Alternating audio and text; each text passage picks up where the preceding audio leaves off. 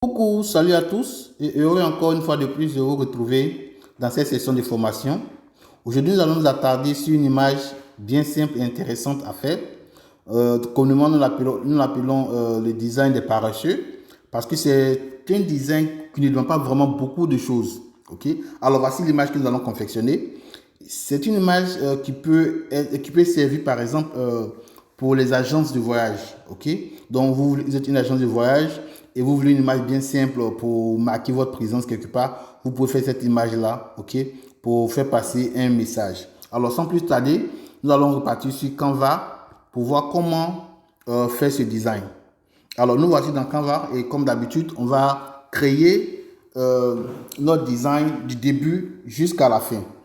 Je vous le remontre, ok, c'est par là on commence, ok, là, ok, on va juste cliquer là, ok.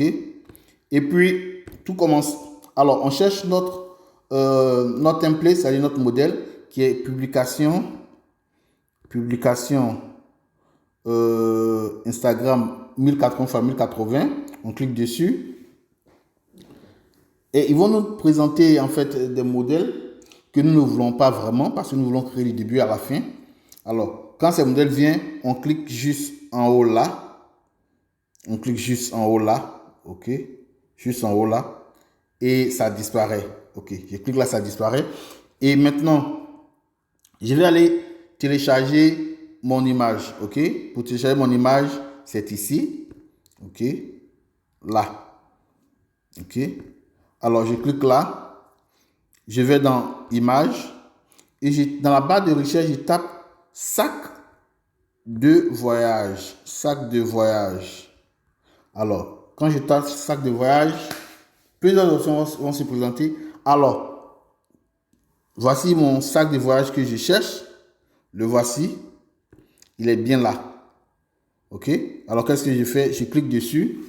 Il est téléchargé. Alors, je dois remplir l'arrière-plan blanc là avec ce sac. Donc, je vais étirer. Pour étirer, tout ce que vous aurez à faire, vous placez la main sur l'image et vous plissez.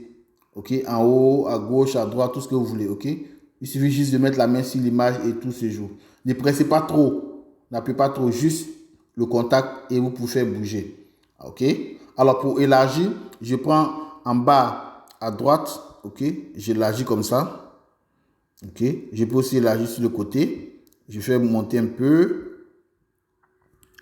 Je fais descendre de part et d'autre. OK, de part et d'autre. Voilà. Donc, je fais monter un peu encore. Voilà, un peu comme ça. Donc, voici mon image qui a pris tout l'écran. Donc, j'ai pratiquement fini. Tout ce qui me reste à faire, c'est d'écrire cette expression-là. On s'en va là-bas. Donc, je repars là-bas. OK. On s'en va là-bas, c'est un test. Donc, on va ajouter un test en appuyant encore sur la croix blanche dans le cercle violet en bas à gauche. Je clique dessus. Je vais ici cliquer sur test, ok, parce que c'est un test que je veux. Je clique sur test, je prends ajouter un titre. Le titre que je veux, c'est quoi? On s'en va là-bas. Donc, quand ça vient comme ça, je clique sur modification, ok.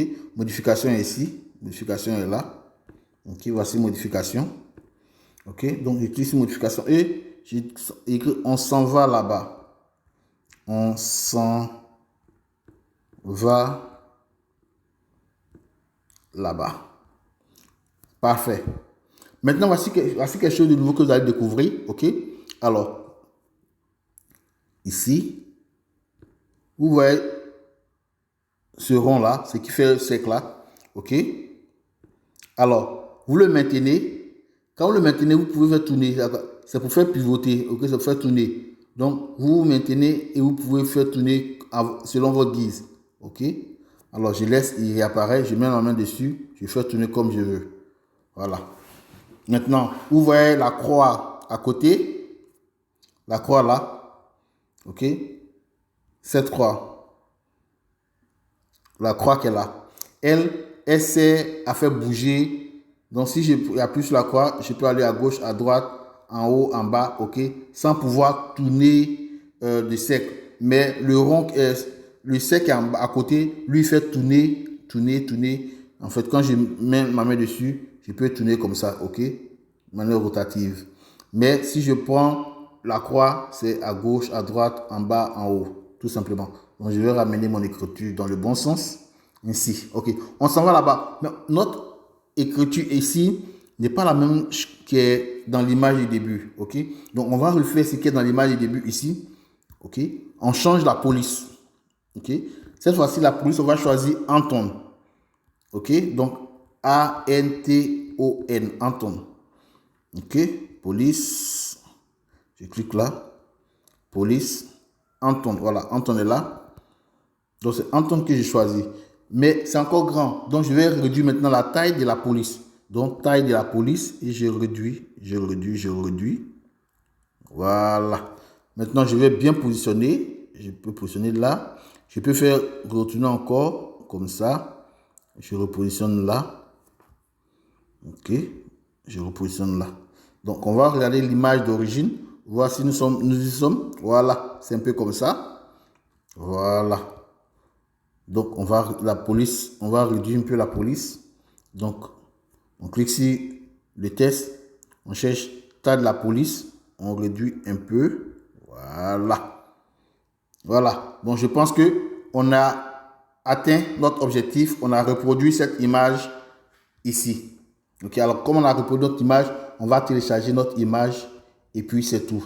Alors, c'est tout pour aujourd'hui. Ok.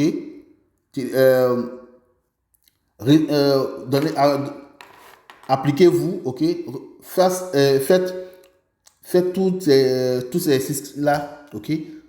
Mettez-vous en œuvre, mettez-vous euh, la pression, de sorte que vous puissiez reproduire ces images que nous faisons. Plus vous pratiquez, mieux ce serait, ok? Donc, pratiquez et soumettez vos exercices pour qu'on puisse les corriger ensemble. Allez, au revoir pour aujourd'hui.